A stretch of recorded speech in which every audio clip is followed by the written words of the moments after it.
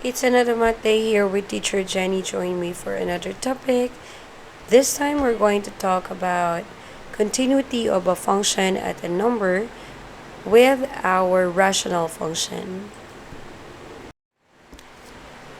We are to determine if the function of f of x here is continuous at the given number c. So f of x is 2x minus 3 over x plus 3. This is an example of rational number.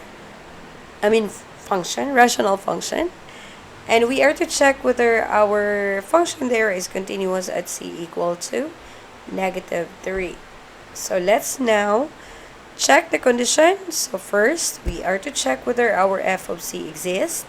Our f of negative 3, we are going to simply plug in the value of your x as negative 3 there. So 2 times x, we have x as negative 3 minus 3 and over x, which is negative 3 plus 3. Our f of negative 3 will be equal to 2 times negative 3, that will be negative 6 minus 3. Negative 3 plus 3, that's a 0. Our f of negative 3 is equal to negative 6 minus 3, that's a negative 9 over a 0. Or this is what we have as undefined. Now, since our f of c is undefined, automatic, the first condition is not met because our f of c there do not exist. Undefined would mean, if we are going to talk about a graph, that would mean that that is gonna be a hole or a break or a gap. Now, for this instance, because this is rational, our f of negative 3, our value of y there could not be determined because our x, which is equal to negative 3, is an asymptote. Asymptote meaning to say that the graph there will be moving closer to that particular value of x from the right and left, but it will never be crossing that one nor intersecting that value of x. That's why once we are with the first condition that is not met, we could simply conclude that our f of x there is discontinuous at our number c, which is negative 3. The type of discontinuity there is what we call as infinite or asymptote.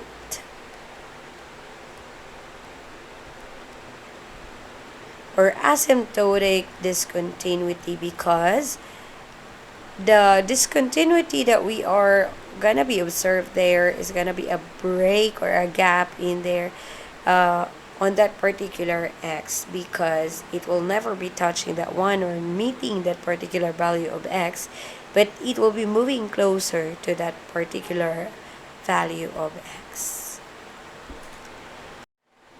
So let us now try to determine our function f of x equal to x squared minus x minus 12 over x minus 4 if this is continuous at c equal to 4. So let's start off with the first condition. F of c or f of 4 is equal to, we are replacing our x on the function. We have x squared. For x there we have 4. And then square that one, minus x will be replaced again by 4 minus 12 over an x here which is replaced by 4 minus 4. We have here f of 4.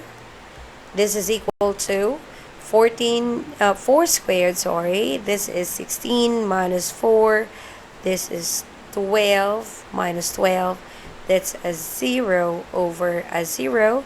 This is, by the way, indeterminate,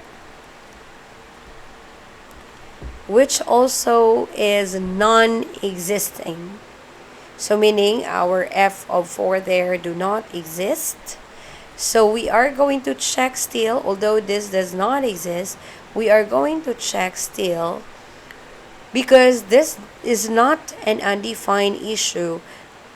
if you got there an undefined issue, of course, we can determine our discontinuity there automatically, because the result there, or the reason there for being discontinuous when once you have an undefined result on f of c is only the asymptotic or the infinite. Now for this type of problem wherein we've got indeterminate, we need to check on the limit there whether it exists or not.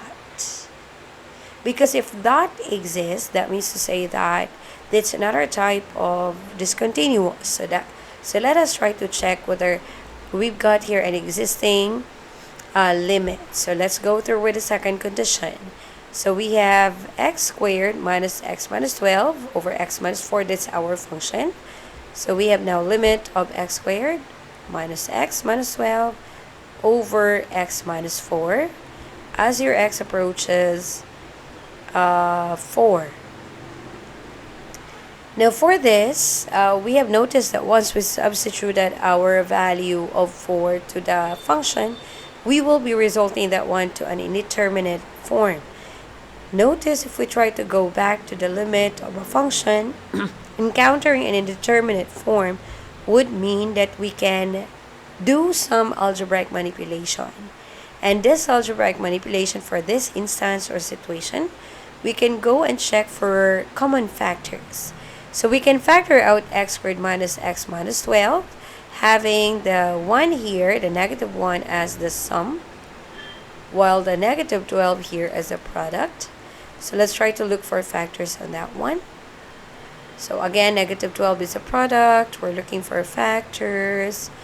And then that factors will be having a sum, which is a negative 1. So since we've got product which is negative, we do have different sign factors. Since sum is negative, which means that bigger factor is negative. One of the factor here is negative 12 and the other one is 1. Negative 12 plus 1, this is negative 11. That's not what we're looking for. We look for another factors. We have negative 6 and 2. Negative 6 plus 2, that will be equal to negative 4. And then we have another one which is negative 4 and 3. We have that as negative 4 plus 3, that's equal to negative 1. So there you go. We are going to utilize this factors in factoring this one. So limit of writing the factors, we have x, we have negative 4, so we copy that entirely, times x, we have positive 3, so we have a plus 3 for that, over x minus 4 as your x approaches a 4.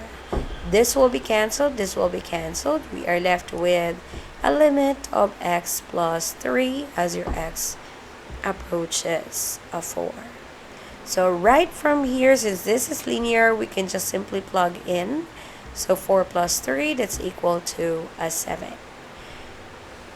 Now again, we don't have to go through with the third one, because what we wanted to know on the second condition is right from the very start of the first condition, this is automatically discontinuous because f of c do not exist, but we wanted to know what type of discontinuity is it.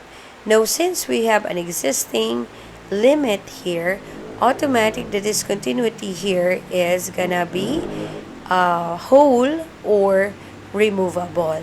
Because if you notice, we remove something there, so that's how I remember that one. If you remove something on the function, then that means to say that that is removable. That is discontinuous under whole or removable. So let me just write the conclusion. F of x is discontinuous at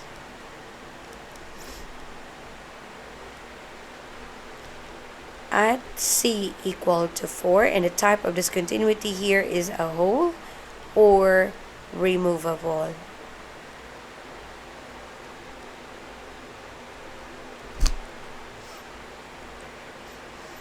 So that is it. That is how you are going to determine whether your function, which is a rational function, is continuous or discontinuous at a given number c. Once again, this is your teacher Jenny saying, practice and practice, and that will make you perfect someday.